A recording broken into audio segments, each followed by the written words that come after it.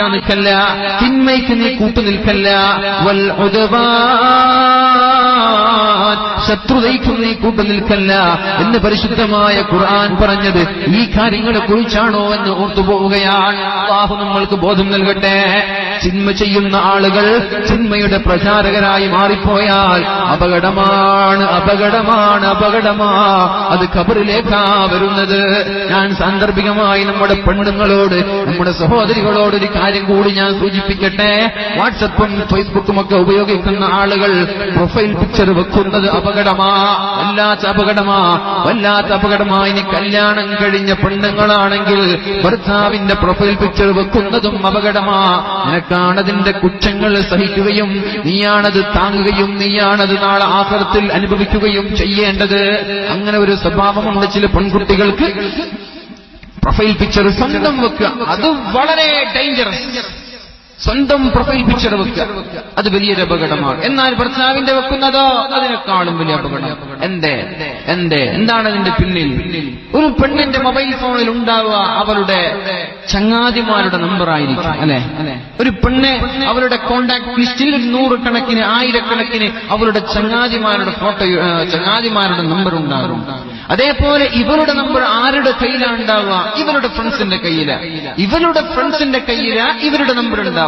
എന്നിട്ടോ ഇവരുടെ ചങ്ങാതിമാർ വാട്സപ്പിലൊന്ന് പോയി കോണ്ടാക്ടിങ്ങിനെ ചെക്ക് ചെയ്യുമ്പോൾ കാണുന്നതൊക്കെ അന്യപുരുഷന്മാരുടെ ഫോട്ടോയാണ്. ഇവരുടെ ഭർത്താവ് മറ്റൊരു പെണ്ണിന് അന്യപുരുഷനല്ലേ? അത് ഹറാമല്ലേ? നമ്മുടെ ഭർത്താവാണെന്ന് പറഞ്ഞ് നമ്മൾ പ്രൊഫൈൽ പിക്ചർ വെക്കുക, പക്ഷേ നിന്റെ ഭർത്താവിന്റെ ഫോട്ടോ കാണുന്നത് 100 കണക്കിന് അന്യ സ്ത്രീകളാണ്, കാണാൻ പാടില്ലാത്തവനാണ്.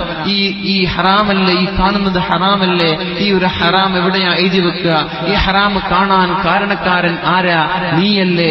അപ്പോ ഈ 100 കണക്കിന് പെൺകുട്ടികൾ നിന്റെ ഭർത്താവിന്റെ ഫോട്ടോ കാണുമ്പോ അത് ഹറാമാകുമ്പോ ആ 100 ഹറാം എന്റെ ഇവിടെ എഴുതി വെച്ചു. പൊന്നു സഹോദരി, മറക്കണ്ട ഈ വിഷയം. ഇത് തമാശയല്ല, ഇത് കാര്യമാണ്, ഇത് തമാശയല്ല. എന്തെങ്കിലും ഫ്ലവേഴ്സ് വെച്ചോ, എന്തെങ്കിലും മരത്തിന്റെ ഫോട്ടോ വെച്ചോ. നിന്റെ ഫോട്ടോ നാട്ടുകാർക്ക് നീ കാണിക്കുന്നത് എന്തിനാ?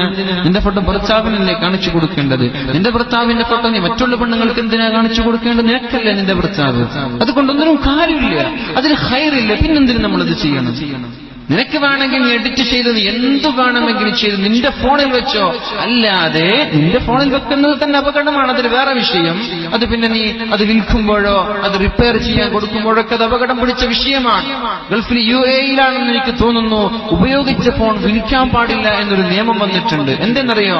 ഉപയോഗിച്ച ഫോൺ വിൽക്കുകയോ റിപ്പയർ ചെയ്യാൻ ഏതെങ്കിലും ഒരു മൊബൈൽ ഷോപ്പിൽ കൊടുക്കുകയോ ചെയ്താൽ അവരാദ്യം ചെയ്യുക ഇതിൽ ഉപയോഗിച്ച എല്ലാ പഴയകാല ഫയലുകളും റീകവർ ചെയ്ത് അവർക്ക് വേണ്ടത് വല്ലതും ഉണ്ടോ എന്ന് അവർ നോക്കുക. ഇതൊരു പക്ഷേ നിന്റെ ഭർത്താവിന് അയച്ചു കൊടുത്ത ഫോട്ടോ ഉണ്ടാകും, നീ കണ്ട വീഡിയോകൾ ഉണ്ടാകും. അതൊക്കെ അപകടമല്ലേ? അത് ഡേഞ്ചർ അല്ലേ? പിന്നൊരു കാര്യം കൂടി അതിലുണ്ട്. നമ്മൾ ഏതായാലും നമ്മുടെ പ്രൊഫൈൽ പിക്ചർ ഒക്കെ ചെറുപ്പക്കാരുടെ ഈ വിഷയം ഞാൻ പറയുന്നത്, ഫേസ്ബുക്കിലാണെങ്കിലും വാട്സപ്പിലാണെങ്കിലും നമ്മൾ പ്രൊഫൈൽ പിക്ചർ ഒക്കെ നമ്മുടെ ഏറ്റവും ഭംഗിയുള്ള ഫോട്ടോ ആണ്, അല്ലെ? ഏറ്റവും ഭംഗിയുള്ള എഡിറ്റ് ചെയ്ത ഫോട്ടോഷോപ്പിലോ അതേപോലെ എന്താ ക്യാമറയുടെ പേര് യുക്യാമിലൊക്കെ നമ്മൾ എഡിറ്റ് ചെയ്ത ഫോട്ടോകളാണ് നമ്മുടെ വാട്സപ്പിലും പ്രൊഫൈൽ പിക്ചറൊക്കെ നമ്മൾ വെക്കുക. അത് കാണുമ്പോ നീ ഒരു പക്ഷെ നല്ല സൗന്ദര്യമുള്ള ആളാണെങ്കിൽ എന്തൊരു ഗ്ലാമർ എന്ന് പറഞ്ഞു പോയാൽ നിനക്ക് കണ്ണേറ് തട്ടാൻ സാധ്യതയുണ്ട്, അല്ലേ? ഈ വിൽ ഐ എന്നാ പറയാ. കണ്ണേറ് അതാരും എതിർക്കുന്ന കാര്യമല്ലല്ലോ. കണ്ണേറ് തട്ടുമെന്നുള്ളത് യാഥാർത്ഥ്യമല്ലേ? അത് കണ്ടുപിടിക്കാൻ, അതിന്റെ കാരണങ്ങൾ കണ്ടുപിടിക്കാൻ ഒരു ശാസ്ത്രത്തിനും കഴിഞ്ഞിട്ടില്ല.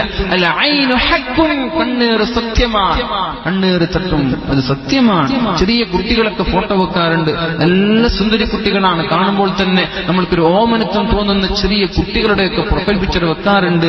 അതുകൊണ്ട് ഇങ്ങനൊരു കുഴപ്പമുണ്ട്, ഇങ്ങനെ ഒരു സൈഡ് എഫക്റ്റ് ഉണ്ട് എന്ന് ഞാൻ ഉണർത്തുകയാണ്. ഇത് നിന്റെ ചങ്ങാതിമാരൊക്കെ കാണുമ്പോൾ ഇതൊരു ബ്യൂട്ടി എന്ന് പറഞ്ഞ ഒരു പക്ഷെ കണ്ണേർ നിന്റെ മക്കൾക്ക് തട്ടും. അതുകൊണ്ട് ആരും ഇത് കാണുമ്പോ മാഷാ അല്ലാഹ് എന്നും ആരും പറയില്ലല്ലോ. എല്ലാവരും പറയാൻ എന്താ പഠിച്ചോ, എന്തൊരു സ്റ്റൈലാ, എന്തൊരു ലുക്കാന്നാ പറയാ. അങ്ങനെ പറയുമ്പോ ചില ആളുകളുടെ കണ്ണ് പൊട്ടുന്ന തട്ടും. ആ തട്ടിയാൽ അത് അപകടം പിടിക്കും, അത് രോഗത്തിന് കാരണമാകും. അതുകൊണ്ട് ഈ ഒരു വിഷയം ശ്രദ്ധിക്കുന്നത് നല്ലതാണ്. മനസ്സിലായില്ലേ? ഇത് ഇങ്ങനെ ഒരു ഭാഗം കൂടി ഈ ഒരു പ്രൊഫൈൽ പിക്ചർ വെക്കുന്നതിലൊക്കെയുണ്ട്. ഇൻഷാ അല്ലാഹ് ഈ കാര്യത്തിലൊക്കെ പെണ്ണുങ്ങളും ആണുങ്ങളും ഒക്കെ ബോധവാന്മാരാവുക. നിങ്ങൾ ഫേസ്ബുക്കിലൊക്കെ പല ആളുകളും വെറുതെ സൗന്ദര്യം ഒരുപക്ഷെ ഒരു ദുഃഖം ഉണ്ടാവില്ല, എഡിറ്റ് ചെയ്ത് കറുത്താള് പൊളിപ്പിച്ച് കൊക്കുവരെ പോലെ കിടക്കുന്നുണ്ടാകും. അതൊക്കെ പാടില്ലാത്തൊരു വിഷയമാണ്. ഏതായാലും നല്ല കാര്യങ്ങൾക്ക് വേണ്ടി സ്വർഗത്തിലേക്ക് പോകാനുള്ള ഒരു കാര്യമാവാൻ വേണ്ടി നമ്മുടെ സോഷ്യൽ മീഡിയകൾ ഉപയോഗിക്കാൻ അല്ലാഹു തൗഫീഖ് ചെയ്യട്ടെ.